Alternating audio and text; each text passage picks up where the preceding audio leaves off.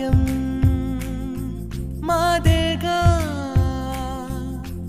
తల్లి తండ్రి నీవే గురువు నీవేగా చుట్టూ లోకం నీవే చుట్టం నీవేగా మూసిన కనులే తెరిపించి చీకటి దారే వెలిగించి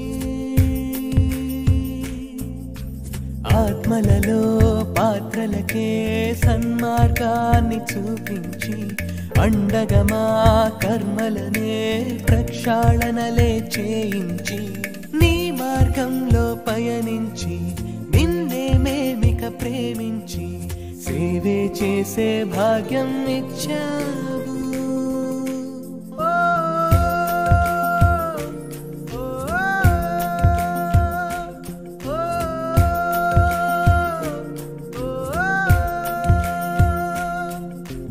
బాబా నా బాబా భాగ్యం మాదేగా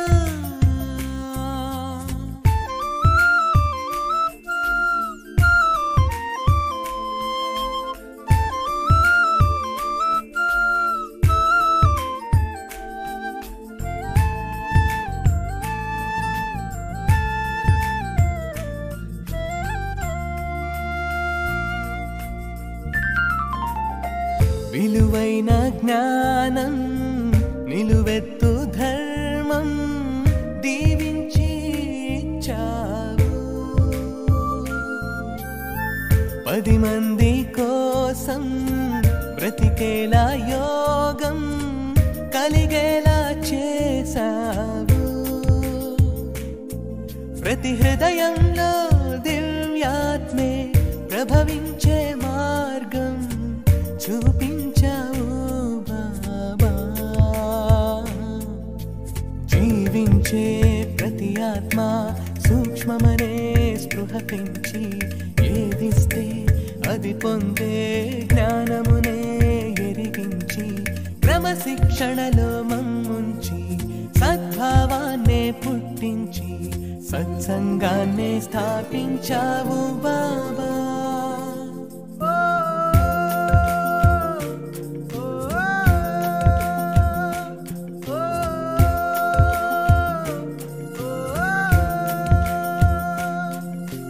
బాబా నా బాబా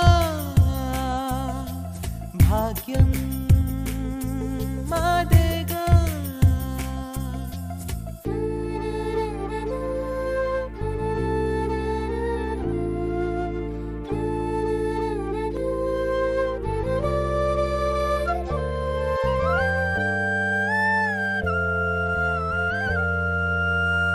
పరులన్న భావం నాదన్న మోహం తరివేసే గుణమిచ్చి అనునిత్య కర్మం గృహస్థు ధర్మం పాటించే వరమిచ్చి ప్రతి సంకల్పంలో నీ రూపం చూసేలా నిత్యం వరమిచ్చావు బాబా. ప్రతి నిమిషం గత కర్మే తుడి చేసే దారిచ్చి చెడు భావం ఎదురైతే తెలుసుకునే బలమిచ్చి నాలో నన్నే తొలగించి నీలో నన్నే చూపించి మా ఆత్మలలో తేజం నింపావు.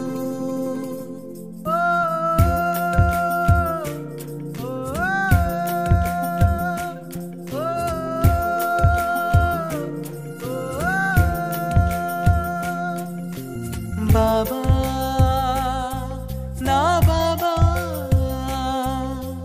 భాగ్యం మాదేగా.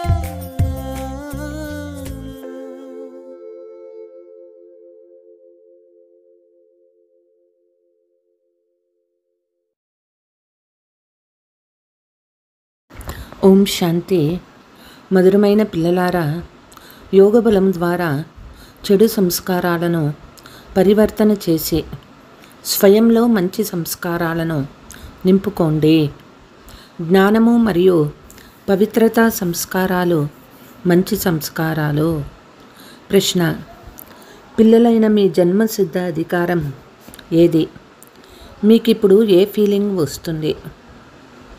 జవాబు: ముక్తి, జీవన్ముక్తి మీ జనం సిద్ధ అధికారాలు. తండ్రితో పాటు మనం తిరిగి ఇంటికి వెళ్ళాలనే ఫీలింగ్ మీకిప్పుడు వస్తుంది. భక్తి ఫలితమే ముక్తి, జీవన్ముక్తిని ఇచ్చేందుకు తండ్రి వచ్చారని మీకు తెలుసు. ఇప్పుడు అందరూ శాంతిధామానికి వెళ్ళాలి.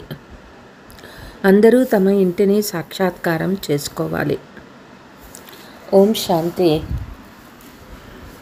మనుషులు తండ్రిని సత్యమైన ఆధ్యాత్మిక చక్రవర్తి అని కూడా అంటారు. ఇంగ్లీష్లో అలా అనరు. అందులో కేవలం సత్యమైన ఫాదర్ అని అంటారు. గాడ్ ఫాదర్ ఈ ట్రూత్ అని అంటారు. భారతదేశంలోని సత్యమైన ఆధ్యాత్మిక చక్రవర్తి అని అంటారు. ఆ రెంటికి చాలా తేడా ఉంది.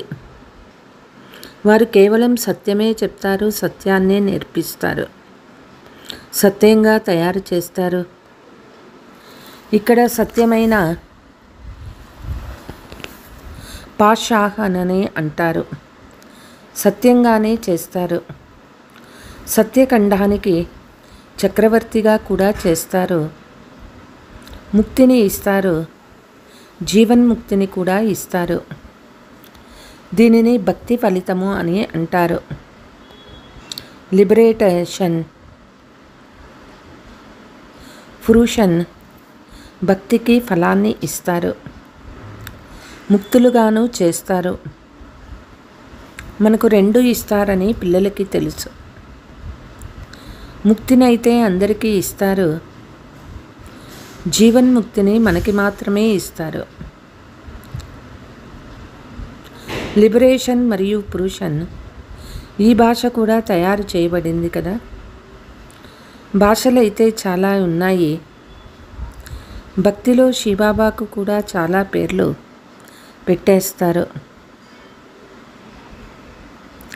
వారి పేరు శివబాబా అని ఎవరికైనా చెప్తే వారిని మేమైతే యజమాని అని అంటామని కొందరు అంటారు.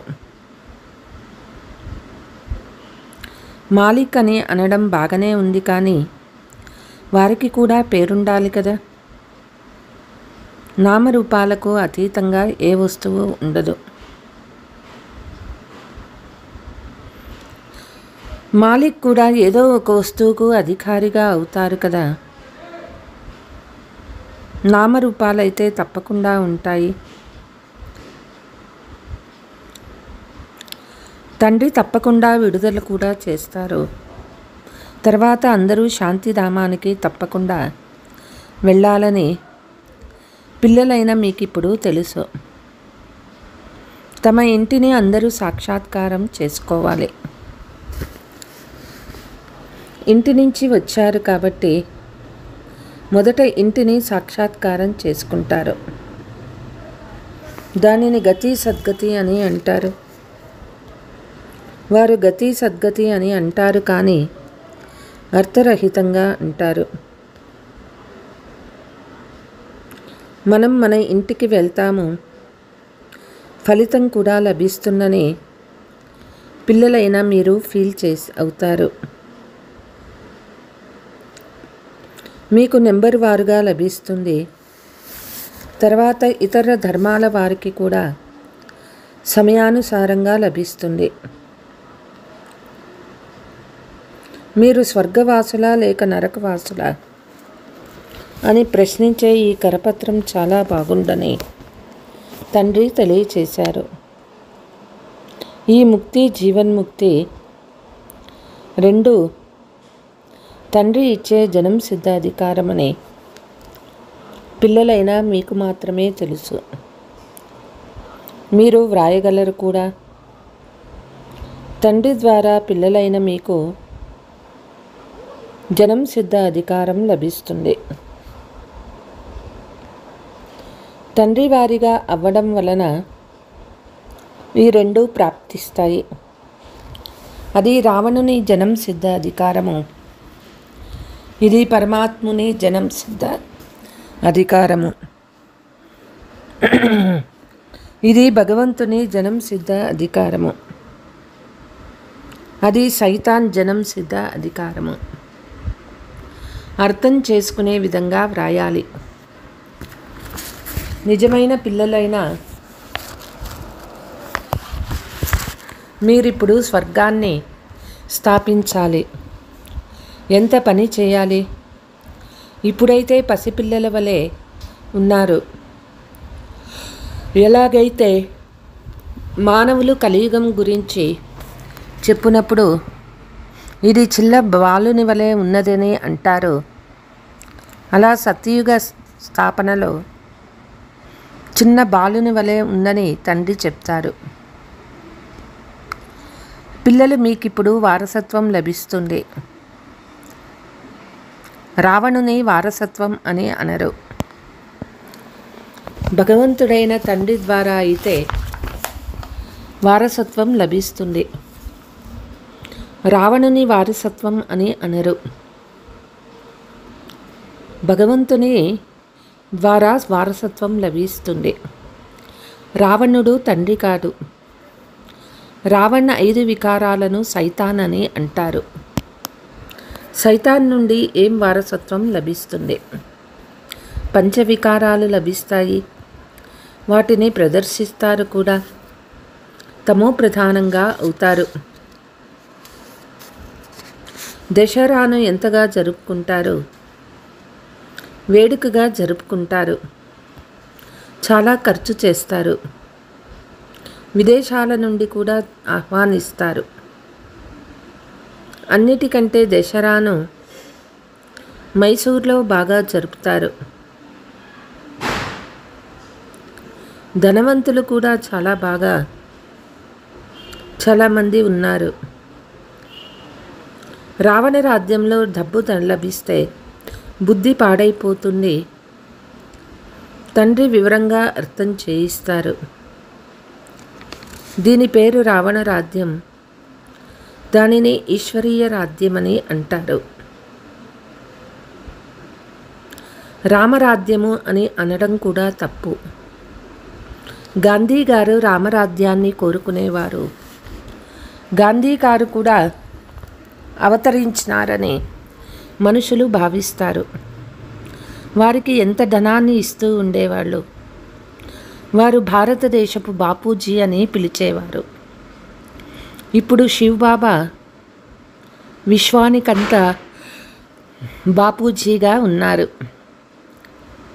వినాశనం అవుతుంది. ఆత్మ అవినాశి. ఆత్మలైతే చాలా ఉన్నాయి. పైన నక్షత్రాలు ఉన్న విధంగా ఆత్మలు ఉన్నాయి. నక్షత్రాలు ఎక్కువగా ఉన్నాయా లేక ఆత్మలు ఎక్కువగా ఉన్నాయా? ఎందుకంటే మీరు భూమిపై ఉన్న నక్షత్రాలు, అవి ఆకాశంలోని నక్షత్రాలు. మిమ్మల్ని దేవతలు అంటారు. వారైతే వాటిని కూడా దేవతలని అంటారు. మిమ్మల్ని అదృష్ట నక్షత్రాలు అంటారు. దీని గురించి తర్వాత పరస్పరం చర్చించండి. బాబా ఈ విషయాన్ని ఇప్పుడు ప్రస్తావించరు. సర్వ ఆత్మల తండ్రి ఒక్కరే అని తండ్రి అర్థం చేయించారు. ఇతని బుద్ధిలో అయితే జ్ఞానమంతా ఉన్నది. మానవ మాతృలందరికీ వారు తండ్రి. మొత్తం సృష్టి అంతా సముద్రంపై నిలబడి ఉందని అందరికీ తెలుసు. ఈ విషయం కూడా కొందరికి తెలియదు. సృష్టి అంతటా రావణ రాజ్యం ఉందని తండ్రి అర్థం చేయించారు. రావణ రాజ్యం సాగర తీరంలో లేదు. సముద్రం అయితే నలువైపులా ఉంది. కింద ఎద్దు ఉంది. దాని కొమ్మల పైన సృష్టి నిల్చొని ఉందని అంటారు. అది అలసిపోయినప్పుడు కొమ్మును మార్చుకుంటుంది. అప్పుడు పాత ప్రపంచం సమాప్తమై కొత్త ప్రపంచం స్థాపన అవుతుంది. శాస్త్రాలలో అయితే ఇటువంటి చాలా విషయాలను కట్టుకథలుగా వ్రాసేవారు. అక్కడ ఆత్మలన్నీ శరీరాలతో పాటు ఉన్నాయని పిల్లలు అర్థం చేసుకున్నారు. వీరిని జీవాత్మలని అంటారు. పిల్లలకు తెలుసు అది ఆత్మలందరి ఇళ్ళు, అక్కడ శరీరాలు ఉండవు. దానిని నిరాకార ప్రపంచమని అంటారు. జీవమునకు ఆకారం ఉన్నందున సాకారము అని అంటారు. నిరాకారునికి శరీరం ఉండదు. ఇది సాకార సృష్టి, అది నిరాకారి ఆత్మల ప్రపంచము. దీనిని సృష్టి అని అంటారు, దానిని నిరాకార ప్రపంచమని అంటారు. ఆత్మ శరీరంలోకి వచ్చినప్పుడు కదలికలు జరుగుతాయి. ఆత్మ లేకపోతే శరీరము దేనికి పనికిరాదు. కాబట్టి దానిని నిరాకార ప్రపంచమని అంటారు. ఉన్న ఆత్మలందరూ చివర్లో రావాలి. అందుకే దీనిని పురుషోత్తమ సంగమయుగమని అంటారు. ఆత్మలందరూ ఇక్కడికి వచ్చినప్పుడు అక్కడ ఒక్కరు కూడా ఉండరు. ఇక్కడ పూర్తి ఖాళీ అయినప్పుడు అందరూ తిరిగి వెళ్తారు. మీరు నెంబరువారు పురుషార్థానుసారము సంస్కారాన్ని తీసుకువెళ్తారు. కొందరు జ్ఞాన సంస్కారాన్ని తీసుకువెళ్తారు, కొందరు పవిత్ర సంస్కారాన్ని తీసుకువెళ్తారు. మళ్ళీ ఇక్కడికే రావాలి, కానీ మొదట ఇంటికి వెళ్ళాలి. అక్కడ మంచి సంస్కారం ఉంటుంది. ఇక్కడ చెడు సంస్కారం ఉంది. మంచి సంస్కారం మారి చెడు సంస్కారంగా అవుతుంది. యోగ బలం ద్వారా చెడు సంస్కారం మళ్ళీ మంచిగా అవుతుంది. మంచి సంస్కారాన్ని మళ్ళీ అక్కడికి తీసుకువెళ్తారు. తండ్రిలో కూడా చదివించే సంస్కారం ఉంది కదా, అందుకే వారు వచ్చి చదివిస్తారు. రచయిత రచన ఆది మధ్యాంతాన్ని రహస్యాన్ని అర్థం చేయిస్తారు. బీజం గురించి కూడా అర్థం చేయిస్తారు. వృక్షమంతటి జ్ఞానం కూడా అర్థం చేయిస్తారు. బీజము జ్ఞానము, వృక్షము భక్తి. భక్తిలో చాలా వివరాలు ఉంటాయి కదా. బీజాన్ని స్మృతి చేయడం సహజం. అక్కడికే వెళ్ళిపోవాలి. తమో ప్రధానం నుండి సతో ప్రధానంగా అయ్యేందుకు కొద్ది సమయమే పడుతుంది. మళ్ళీ సతో ప్రధానం నుండి తమో ప్రధానంగా అయ్యేందుకు ఖచ్చితంగా 5000 సంవత్సరాలు పడుతుంది. ఇది చాలా ఖచ్చితంగా తయారైన చక్రము. అది పునరావృతం అవుతూ ఉంటుంది. ఇతరులెవ్వరూ ఈ విషయాలు తెలపలేరు. మీరు తెలుపగలరు. అర్థం చేయబడుతుంది. అర్థము స్వర్గము, అర్థము నరకము. తర్వాత వాటి వివరాలను కూడా తెలుపుతారు. స్వర్గంలో తక్కువ జన్మలు, ఎక్కువ ఆయుష్ ఉంటుంది. నరకంలో ఎక్కువ జన్మలు, తక్కువ ఆయుష్ ఉంటుంది. అక్కడ యోగులుగా ఉంటారు, ఇక్కడ భోగులుగా ఉన్నారు. అందుకే ఇక్కడ చాలా జన్మలు ఉంటాయి. ఈ విషయాలు ఇతరులెవ్వరికీ తెలియదు. మనుషులకి కొంచెం కూడా తెలియదు. దేవతలు ఎప్పుడు ఉండేవారో, వారు ఎలా తయారయ్యారో, ఎంత తెలివిగలవారిగా అయ్యారో ఈ విషయాలన్నీ మీకు తెలుసు. తండ్రి ఈ సమయంలో పిల్లల్ని చదివించి 21 జన్మల కొరకు వారసత్వం ఇస్తారు. ఆ తర్వాత ఈ సంస్కారము ఉండదు. తర్వాత దుష్క సంస్కారాలు ఉంటాయి. రాజ్య సంస్కారం ఉన్నప్పుడు ఈ జ్ఞానము, చదువుకునే సంస్కారము పూర్తి అవుతుంది. ఈ సంస్కారం పూర్తి అయితే నెంబర్ వారు పురుషార్థానుసారము రుద్రమాలలో కూర్చబడతారు. మళ్ళీ పాత్ర చేసేందుకు నెంబర్ వారుగా వస్తారు.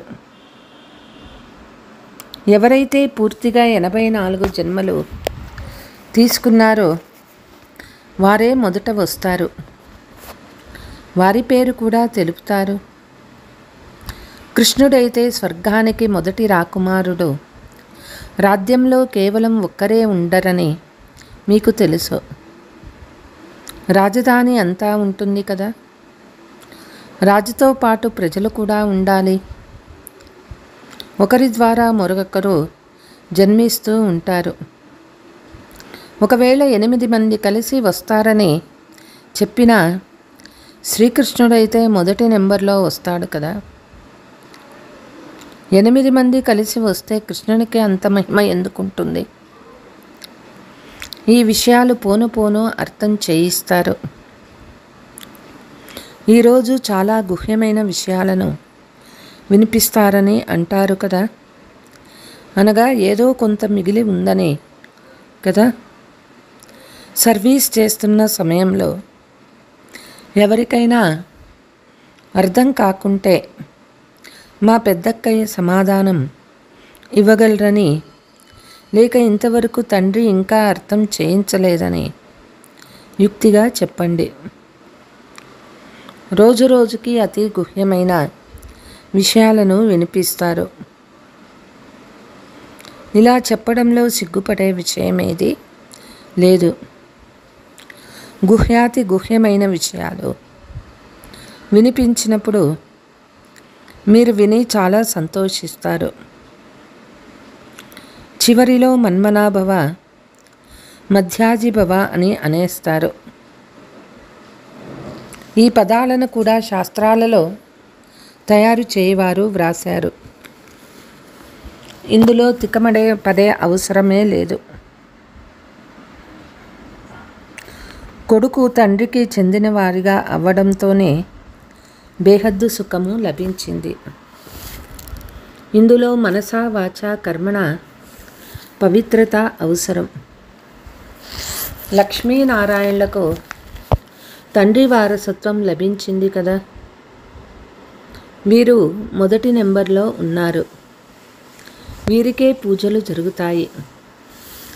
మాలో ఇలాంటి గుణాలు ఉన్నాయా అని స్వయాన్ని చూసుకోండి. ఇప్పుడైతే గుణహీనులుగా ఉన్నారు కదా. తమలో ఉన్న అవగుణాలను గురించి ఎవరికీ తెలియదు. మీరిప్పుడు బాబా పిల్లలు అయినారు కనుక తప్పకుండా పరివర్తన అవ్వాలి. తండ్రి బుద్ధి తాళాన్ని తెరిచారు. బ్రహ్మ విష్ణువుల రహస్యాన్ని అర్థం చేయించారు. ఇతడు పతితుడు, అతను పావనుడు. సంగమ యుగంలోనే దత్తత తీసుకోవడం జరుగుతుంది. ప్రజాపిత బ్రహ్మ ఉన్నప్పుడు దత్తు తీసుకుంటారు. సత్యయుగంలో దత్తత ఉండదు. ఇక్కడ కూడా ఎవరికైనా పిల్లలు లేకుంటే దత్తత తీసుకుంటారు. ప్రజాపితకు కూడా బ్రాహ్మణ పిల్లలు తప్పకుండా కావాలి. వీరు ముఖవంశావళి, వారు కుకవంశావళి. బ్రహ్మ అయితే చాలా ప్రసిద్ధి చెందారు. ఇతని ఇంటి పేరు బేహద్దుగా ఉన్నది. ప్రజాపిత బ్రహ్మ ఆదిదేవుడని, అతడిని ఆంగ్లంలో గ్రేట్ గ్రేట్ గ్రాండ్ ఫాదర్ అని అంటారని అందరికీ తెలుసు. ఇది బేహద్దు ఇంటి పేరు. అవన్నీ హద్దుగా ఉన్న ఇంటి పేర్లు. భారతదేశం చాలా గొప్ప తీర్థస్థానమని, ఇక్కడ బేహద్దు తండ్రి వచ్చారనే విషయం అందరికీ తప్పకుండా తెలియచేయాలని తండ్రి చెప్తూ ఉన్నారు. అలాగని మొత్తం భారతదేశంలో విరాజమానమయ్యారని కాదు, శాస్త్రాలలో మగధ దేశమని వ్రాశారు. కానీ జ్ఞానాన్ని ఎక్కడ నేర్పించారు? అబులో ఎలా వచ్చారు? దిల్వాడా మందిరంలో కూడా జ్ఞాపక చిహ్నం పూర్తిగా ఉంది. తయారు చేసిన వారి బుద్ధికి ఏది వస్తే దానిని తయారు చేయించారు. ఖచ్చితమైన నమూనా తయారు చేయలేదు. తండ్రి ఇక్కడనే వచ్చి అందరికీ సద్గతి ఇస్తారు. మగధ దేశంలో కాదు, అది పాకిస్తాన్, ఇది పవిత్ర స్థానము. వాస్తవానికి పవిత్రమైన స్థానాన్ని స్వర్గం అంటారు. పవిత్రత అపవిత్రత గురించే మొత్తం డ్రామా అంతా తయారు చేయబడింది. కాబట్టి మధురాతి మధురమైన తప్పిపోయి దొరికిన పిల్లలారా, ఆత్మ పరమాత్మ చాలా కాలంగా వేరుగా ఉన్నాయి. మీరు అర్థం చేసుకున్నారు. ఎంతకాలం తర్వాత కలుసుకున్నారు? మళ్ళీ ఎప్పుడు కలుసుకుంటారు? సద్గురు దళారి రూపంలో వచ్చినప్పుడు సుందర కలయిక చేశారు. గురువులైతే చాలామంది ఉన్నారు కదా, అందుకే సద్గురు అని అంటారు. స్త్రీకి కంకణం కట్టినప్పుడు ఇతడు నీకు పతి, గురువు, ఈశ్వరుడని కూడా చెప్తారు. కానీ ఆ పతే మొట్టమొదట అపవిత్రంగా చేస్తాడు. నేటి ప్రపంచంలో చాలా అశుద్ధత, మురికి ఉన్నది. పిల్లలైన మీరిప్పుడు పుష్పాలుగా అవ్వాలి. పిల్లలైన మీకు తండ్రి చాలా పక్కాగా కంకణం కడతారు. మీకు శివ జయంతితో పాటు రక్షాబంధనం కూడా జరుగుతుంది. గీతా జయంతి కూడా జరగాలి. కృష్ణ జయంతి తర్వాత కాస్త ఆలస్యంగా కొత్త ప్రపంచంలో జరిగింది. పండుగలన్నీ ఈ సమయంలోనివే. రామనవమి ఎప్పుడు జరిగిందో ఎవరికైనా తెలుసా? కొత్త ప్రపంచంలో 1250 సంవత్సరాల తర్వాత రామనవమి జరుగుతుందని మీరంటారు. శివ జయంతి, కృష్ణ జయంతి, రామ జయంతి ఎప్పుడు జరిగిందో ఎవరు తెలుపలేరు. పిల్లలు మీకు కూడా ఇప్పుడు తండ్రి ద్వారా తెలుసుకున్నారు. మీరు ఖచ్చితంగా తెలుపగలరు. ప్రపంచమంతటి జీవిత కథను మీరు తెలుపగలరు. లక్షల సంవత్సరాల విషయాన్ని తెలపలేరు. బేహద్దు తండ్రిని చదువుని తండ్రి ఎంత బాగా చదివిస్తారు. ఒకేసారి మీరు 21 జన్మల వరకు నగ్నంగా అవ్వడం నుండి సురక్షితమవుతారు. మీరిప్పుడు పంచవికారాలనే రావణుని పరాయి రాజ్యంలో ఉన్నారు. ఇప్పుడు 84 జన్మల చక్రమంతా మీ స్మృతిలోకి వచ్చింది. अच्छा, मीठे मीठे सिकीलते बच्चों प्रति मात पिता बाप दादा का याद प्यार और गुड मॉर्निंग. रूहानी बाप की रूहानी बच्चों को नमस्ते. हम रूहानी बच्चों की रूहानी मात पिता बाप दादा को याद प्यार गुड मॉर्निंग नमस्ते नमस्ते. ధారణ: బేహద్దు సుఖము పొందేందుకు మనసా వాచా కర్మణ తప్పకుండా పవిత్రంగా అవ్వాలి. యోగ బలం ద్వారా మంచి సంస్కారాన్ని ధారణ చేయాలి. స్వయాన్ని గుణవంతులుగా చేసుకోవాలి. సదా సంతోషంగా ఉండేందుకు తండ్రి ప్రతిరోజు వినిపించే గుహ్యమైన విషయాలను వినాలి. ఇతరులకు వినిపించాలి. ఏ విషయంలోనూ తికమక పడరాదు. యుక్తిగా సమాధానం చెప్పాలి. సిగ్గుపడరాదు. వరదానము: సుఖస్వరూపులుగా అయ్యి ప్రతి ఆత్మకు సుఖం ఇచ్చే మాస్టర్ సుఖదాత భవ. ఏ పిల్లలైతే సదా యథార్థమైన కర్మలు చేస్తారో వారికి ఆ కర్మల ప్రత్యక్ష ఫలంగా సంతోషం మరియు శక్తి లభిస్తుంది. వారి మనస్సు సదా సంతోషంగా ఉంటుంది. వారికి సంకల్పంలో కూడా దుఃఖమనే అల రాదు. సంగమయుగ బ్రాహ్మణులు అంటే వారికి దుఃఖము యొక్క నామరూపాలు కూడా ఉండవు. ఎందుకంటే సుఖదాత యొక్క పిల్లలు ఇటువంటి సుఖదాత యొక్క పిల్లలు స్వయం వారు కూడా మాస్టర్ సుఖదాతలుగా ఉంటారు. వారు ప్రతి ఆత్మకు సదా సుఖాన్నే ఇస్తారు. వారు ఎప్పుడూ దుఃఖం ఇవ్వరు, దుఃఖాన్ని తీసుకోరు. స్లోగన్: మాస్టర్ దాతలుగా అయ్యి సహయోగము, స్నేహము మరియు సహానుభూతి ఇవ్వడమే దయా హృదయం గల ఆత్మల గుర్తు. అచ్చా. ఓం శాంతి.